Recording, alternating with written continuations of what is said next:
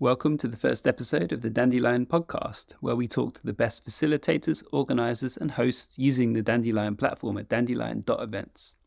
My name is Stephen Reed, and in this episode I speak to Gaia and Alana from True Nature. True Nature is an organisation that runs retreats, trainings and events, mainly but not exclusively for women, based on the principles of ecological awakening, empowered relationships and self-healing. In our conversation, we dive into the personal journeys that led to the creation of True Nature, the common challenges faced by the women who attend the retreats, and the importance of wild places. Gaia and Alana go on to reflect how this work has changed them personally and contemplate what the future holds for True Nature. Their commitment to following what feels truly alive really shines through. So without further ado, here is my conversation with Gaia and Alana from True Nature. Welcome. Hello. Thank you. So my first question is if you would share a little bit about your background and what inspired you to start True Nature. So maybe we'll go with Alana first. Yeah. So in terms of my background, we both have a theatre background. My theatre background started in physical theatre. I did about 5 years of training with that and a mixture of circus, and I always thought I was going to be a performer for the rest of my life, but with the work that I'm doing now, I think a lot of the things that I learned during my time training and the years that followed are very applicable because they're all to do with embodiment and movement and feeling and sensation and voice and sound and the creative process. So I feel like I had this deep dive over 5 years when I was training. And what came out of that, I got very inspired by ritual and Greek archetypes and mythology, and went on to create this show, this piece that was all around the goddess Artemis, who's the Greek goddess, and she's kind of the archetype of the wild woman and the huntress and protector of animals. And what she really brought me into was the feeling of wanting to step into stewardship of our earth in a better, more active way. So, long story short, I spent many years performing and was, part of creating these creative residencies with another collaborator of mine, and really working with the esoteric and myth and story and movement and circus. And what I found in all of that amalgamation was how being with the creative expression would often create a lot of healing for people. And so I became more interested in that, of how through our physical world, through letting ourselves be creative and in the creative process, how actually a lot of healing happens. So that was kind of what led me to Gaia and us to start collaborating, that kind of love of movement and embodiment and myth and Yeah, my background is also in theatre, and I was really involved in a lot of site-specific, immersive, interactive work, taking over disused office buildings and rundown basements in London and kind of transforming them into these quite absurd worlds where people were invited to leave behind their everyday self and step into a liminal space where really anything was possible.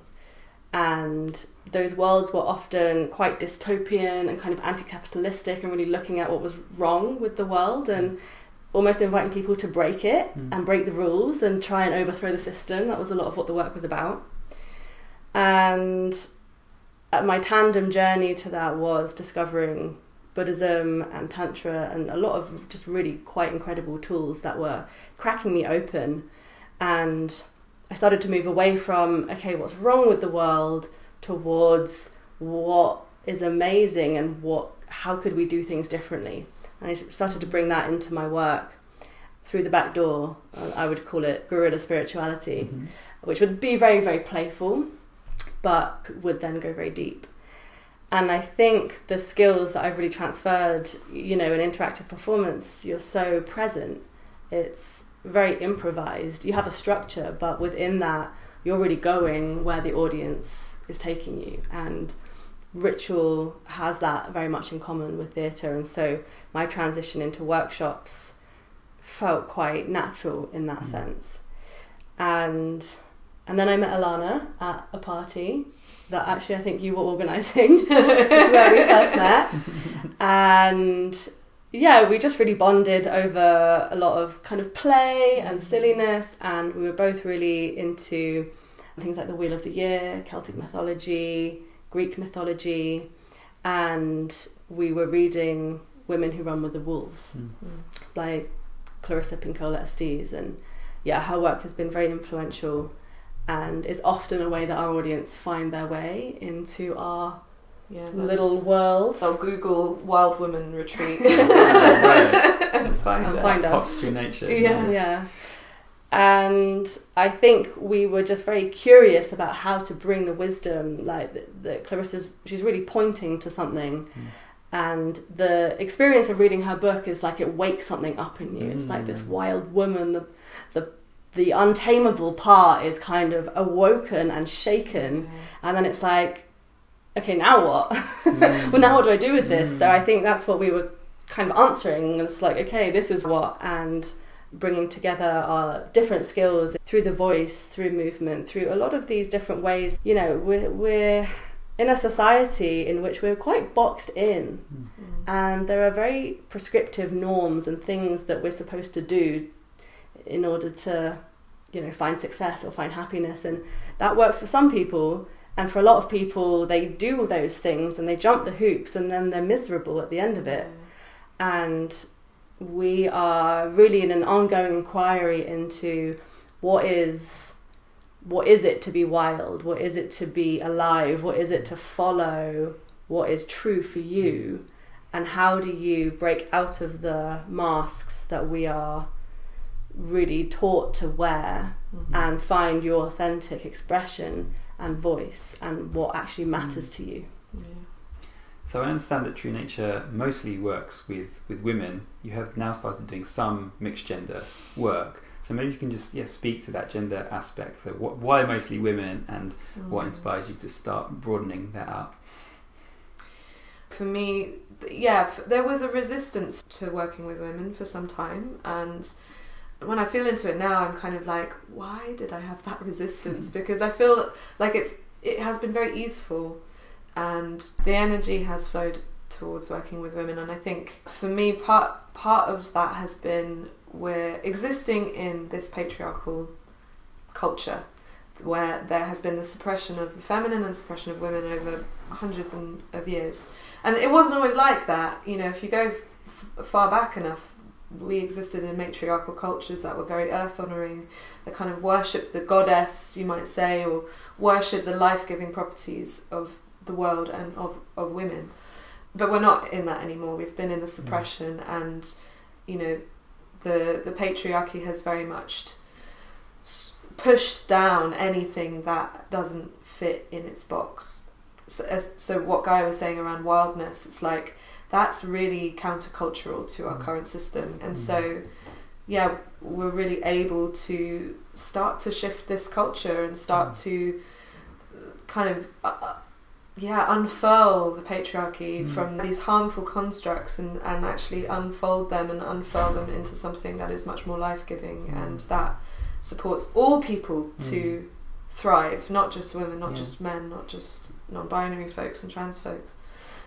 So you now have started doing some retreats with people of all genders. So maybe you could speak to that a bit, why you made that decision. Yeah, something that I got this from Terry Real, which I really like, and it's following on from this idea of how we're socialised differently. And essentially, boys are socialised to be disconnected from their hearts, and girls are socialised to be disconnected from their voices. And we are all affected under patriarchy. We all suffer. And generally we suffer in different ways depending on which part of us we've had to squash down. And maybe just to kind of follow on a little bit more with why we work with women, it's for me it's also about recognising that we need more diversity in leadership, and the world is in a bit of a crisis moment, and we need different types of people finding what's the way forward.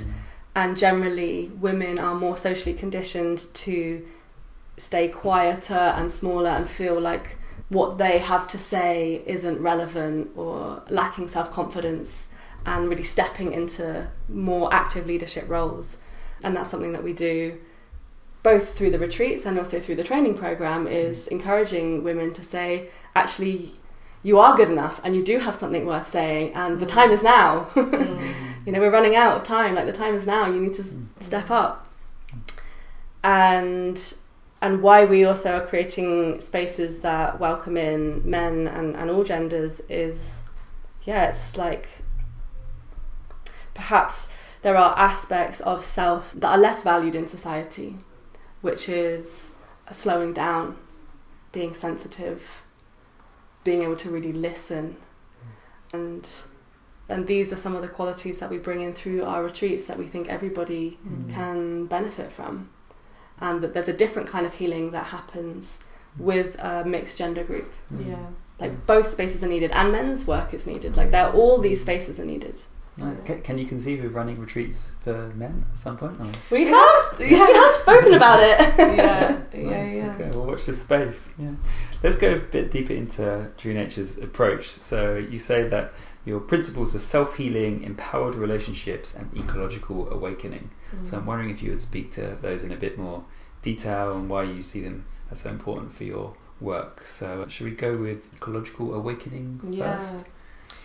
So Ecological Awakening is essentially supporting a worldview shift. As we're talking about patriarchy, the patriarchy is very individualistic and is about the I and what I want, and that over the needs of the collective and of the needs of the world or the earth. And so focusing on Ecological Awakening is about shifting from this egocentric perspective and worldview into something that is more ecological, eco-centric. And the eco is really, it's how am I within this ecosystem, within this community, within this wider web, and to see ourselves as part of like those wider webs and shaped by those wider webs. We're shaped by our relationships and our loved ones, and you know, the places where we've lived, and so I see this kind of stewarding of Ecological Awakening as like, you know, we're talking about these big shifts that are needed at this time. We're running out of time. I feel like this is really at the core of a lot of what I do in my life right now, which is we need to awake to the world as animate, as alive, as something, as ourselves, as nature, as part of the world, not as a kind of virus here, but with the capacity to do incredible good for each other and for this planet. And so, and the very simple way of supporting that shift is immersing ourselves in nature. And really we're not having to do loads, we're just guiding people. Nature is the facilitator in that regard. Nice, thank you. Maybe Gaia, you'd like to speak to us a bit about that empowered relationships aspect of the work. Yeah. Well, I think there's so much good that can come through one-to-one support and one-to-one therapy, and personally I've received a lot of healing through that process, and I believe that we need to also be held in a collective field in order for some of these insights to really land and for us to transcend and transform some deeply held beliefs and wounds, particularly around things like alienation, disconnection, not feeling like we belong, feeling like there's something inherently wrong with us or shameful that we need to hide, which are common themes that we see with a lot of people who come through our doors. And that it's really essential to be able to create a space where we can hold each other in that and reveal these parts of ourselves, and through that recognize how much of our suffering and our story is really universal. And part of what makes our struggle so difficult is feeling alone with it. And when you stop feeling alone with it, suddenly it feels like it's difficult, but actually I can hold it, and I don't have to be holding it alone. There are other people who are here, and they've got me, and they see me, and they understand me, and they love me. And so practices like authentic relating and a lot of the games through that, which are designed to kind of crack open the masks and get below the surface and really uncover like what's true, what's really here. And in that truth, there is an aliveness that is sort of set on fire, I think. Nice. So how about the self-healing aspect? Well, I think that's kind of an outcome of the other two, you know, by awakening to our place within a wider web of this earth and, you know, healing through our relationships, we can then have this process of self-healing. And I think what that often looks like is, in the spaces that we work with, is like being with the actual feelings and the actual sensations and becoming attuned to the body and what the body is telling you, but not placing our stories over it of like, I feel pain, therefore, you know, my life is bad. Like, rather than going into the story around it, to actually just be with the pain or the joy or the ease or whatever the sensations might be. And by feeling them and learning how to feel them and how to express them, they then change, and then another feeling happens, and then another feeling happens, and that is, I feel like, the basis of this kind of self-healing process is being able to move through what is true. Yeah. We do a lot of work that's really working with the mind-body connection. So we might stir something up through a prompt or an exercise or a story or an intellectual framework, and that will surface a lot of things for people, and then we work on that in an embodied way to kind of release that stored emotion from the body. Yeah. Often through ritual.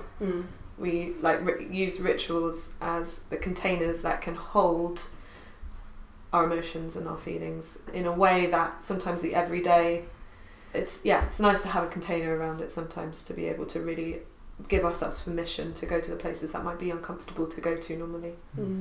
With the awareness that it's going to end. Yeah. There's a beginning, middle and end. So I understand that you've now worked with hundreds of women over the past few years, and I'm curious if you've identified any patterns or common challenges to the kinds of people that are attending your retreats, following your work. Yeah, I think some of the most common patterns and threads that we see are women who are feeling disconnected from their bodies, unable to actually feel what's going on or identify their emotions. It can be women who are interested in spirituality and maybe have read some books but don't have a community, don't have other people who are into the same stuff as them. In some ways, I think that our two main demographics are sort of women in their 20s and 30s who are on a spiritual journey and really wanting to deepen into this work.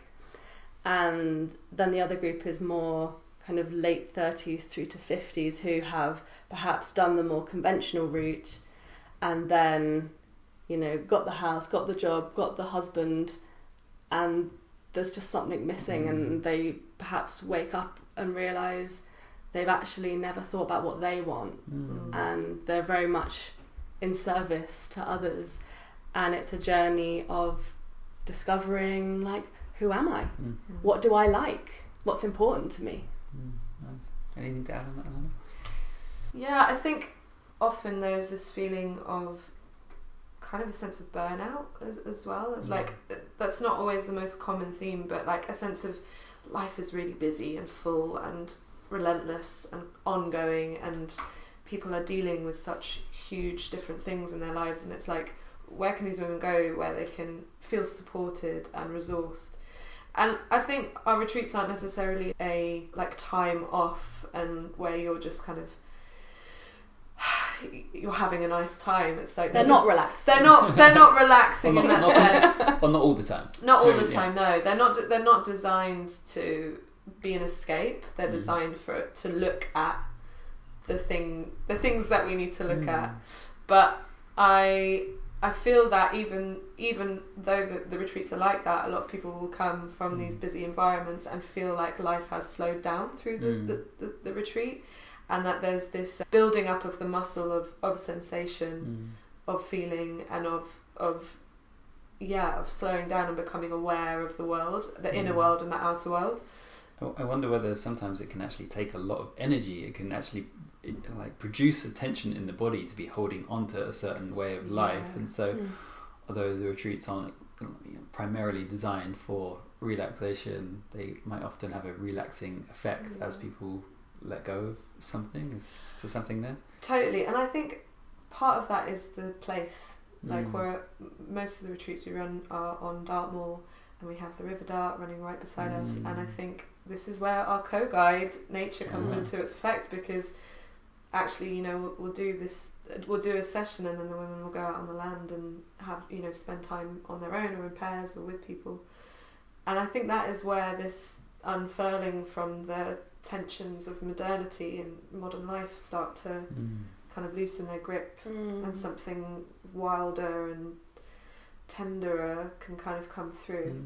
Nice. And also being held in the group and feeling supported. A lot of these women are, you know, independent, powerhouse women, holding it all together, holding all the family together. Don't need anyone.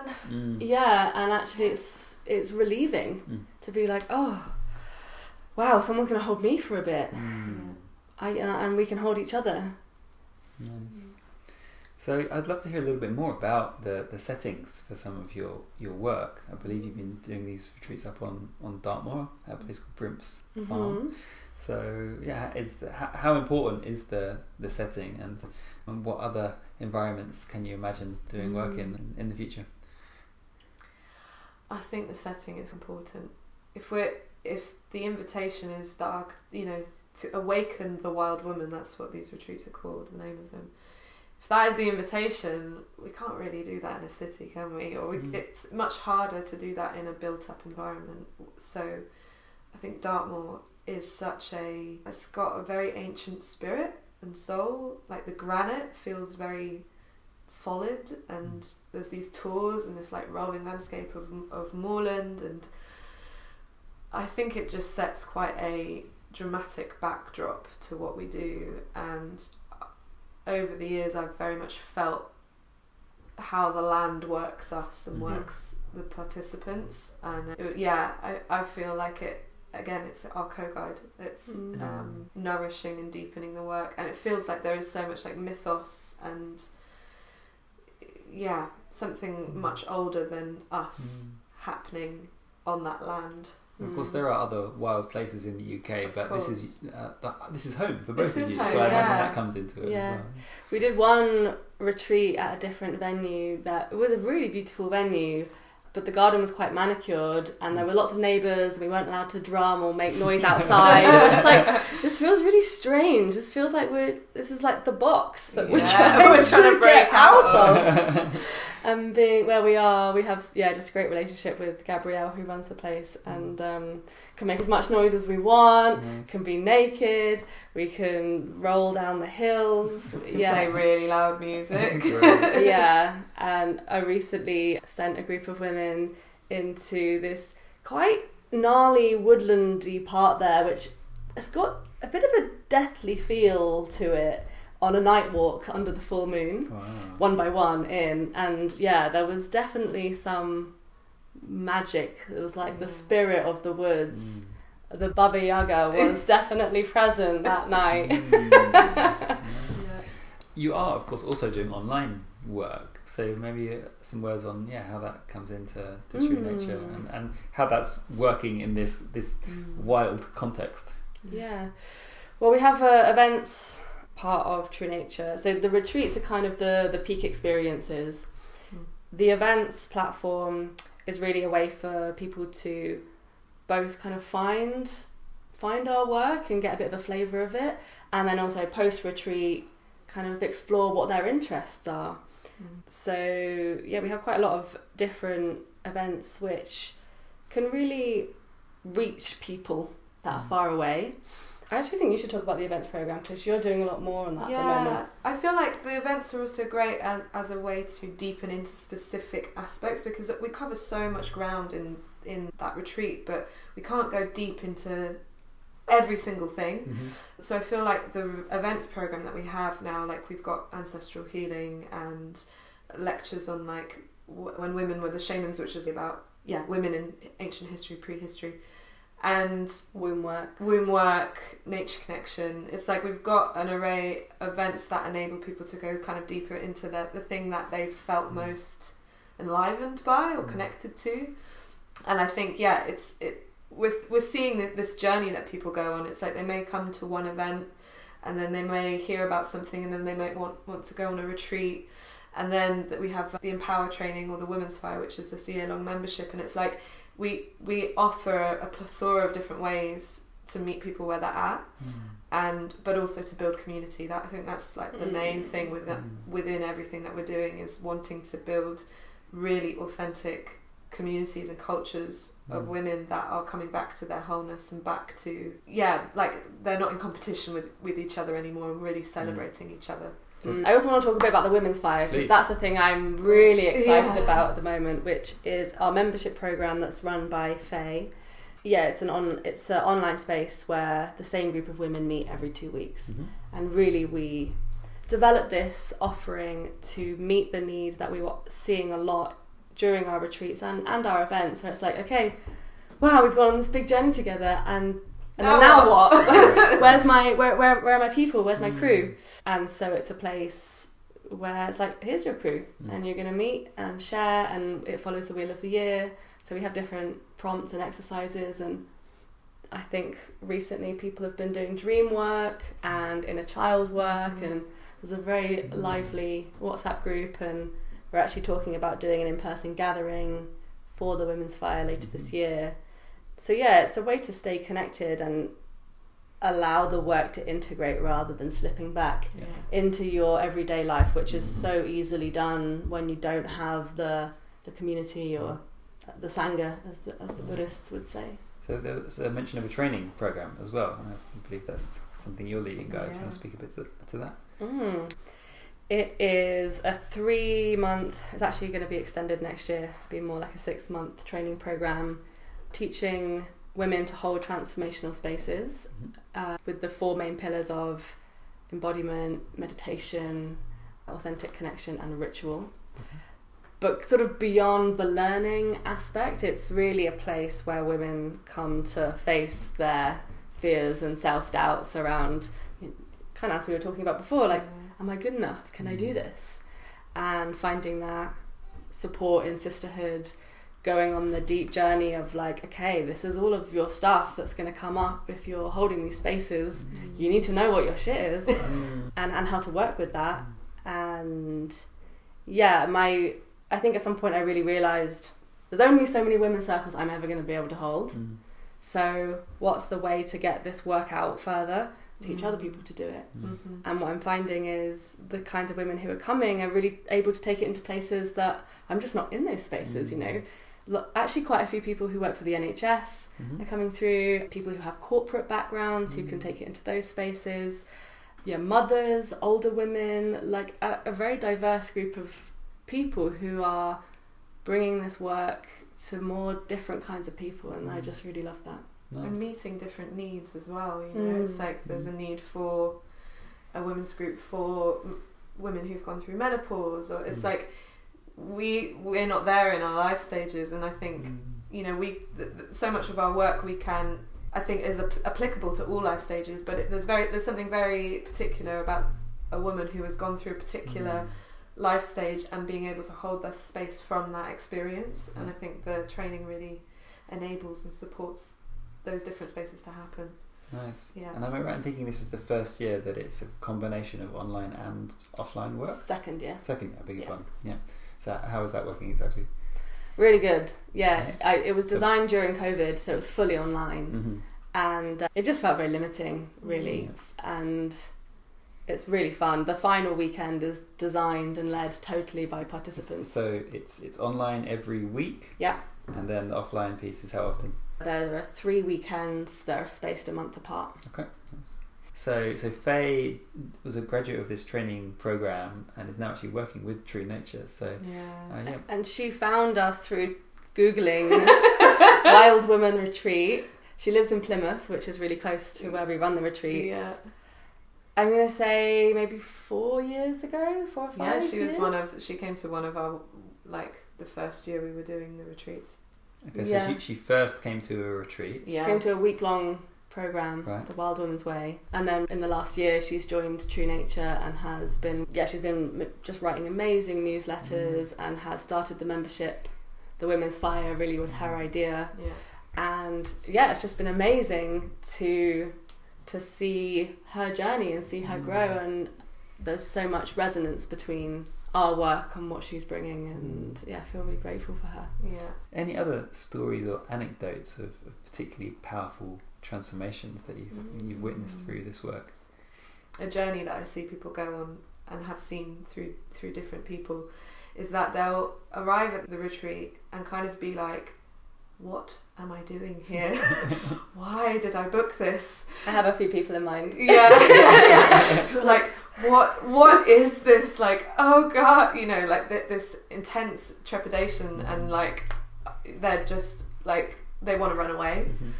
Which I totally get. If it can be really edgy to step into a completely new space, and with the invitation of like you're going to face some really challenging stuff, and they are always the most inspirational people to watch throughout the weekend, because sometimes they can be very quickly on board and be like, okay, yes, I'm supposed to be here. This absolutely. And sometimes it can be much more of a slow burn, but I really feel by the end of the weekend, we gather around the fire to do our closing circle. And this is something we've done at every retreat, and it's very special. It feels like a very particular moment.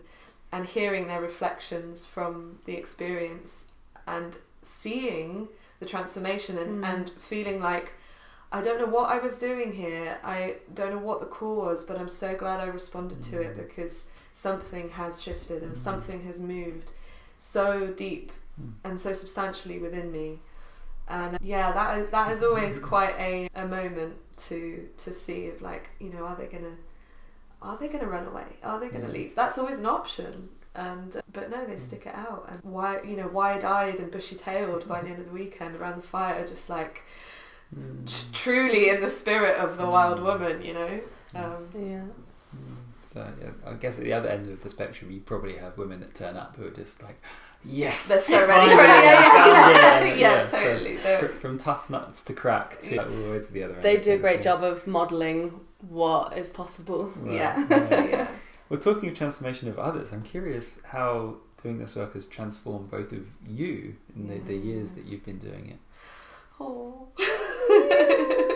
we've been on quite a journey.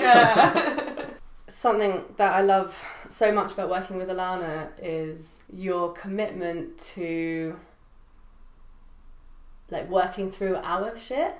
And I think a common wound that comes up for a lot of people is the sister wound, and not feeling safe around women, and competition and jealousy, and like that can be present with us, of course. But I feel like we always meet it and name it and work through it and strive to just better understand each other and recognise where maybe one of us is like moving up into a position of superiority, and maybe the other person's moving down into this like collapsed state, and how do we just watch that, recognise what our part is in that dynamic, and then move towards more equality and being a team, and recognising that we are very different in lots of ways. We have a lot of similar values and the mission, and like there's so much alignment. And actually what's beautiful is that we're very, very different, and a lot of people will comment on this about how different we are and what a great balance it is. And learning how to coexist and how to co-facilitate with those differences being strengths rather than in opposition to each other. Yeah, I really feel that, and I feel how over the past 4 years we've been able to deepen into our strengths, and I feel really almost like the retreats have worked me in a way that I really know what my gift is, or what the gifts are that I'm bringing to the space more and more, and also what I'm passionate about. And there has been a feeling of like, we don't both need to hold the same thing. We don't need to have to bring the same gifts. Actually, that the magic of our collaboration is that there are similarities and crossovers, but that we bring our own unique medicine to the space. And I feel like we've both really grown into that over the past number of years. And I think we're constantly learning from each other as well, and being inspired by each other, and you know, bouncing off each other and finding moments where it will be like, oh, today let's just be easeful, and like one of us will be holding that more, and one day when it's like, no, we need something a bit more exciting and different, and one of us will hold that. And so it's like there is like a constant renewal in our collaboration. And I feel, and how it's changed me is, yeah, feeling like I know more of myself, of who, you know, I don't want to be like, this is who I am, because I'm always going to change, but I feel like through this work, I'm more familiar, I'm more intimate with myself, and more intimate with what I want to bring to this world in my time here. I guess that's the hope for all of the women, all of the people that come through your programs, in a way that they develop that kind of intimacy and understanding of what was really calling them. Yeah. Okay, well, as we finish off, I'm curious about what's next for True Nature. Yeah, and take that question as big and broad a scale as you like. So, you know, maybe the next few months and few years, but also decades down the line. Where is this going?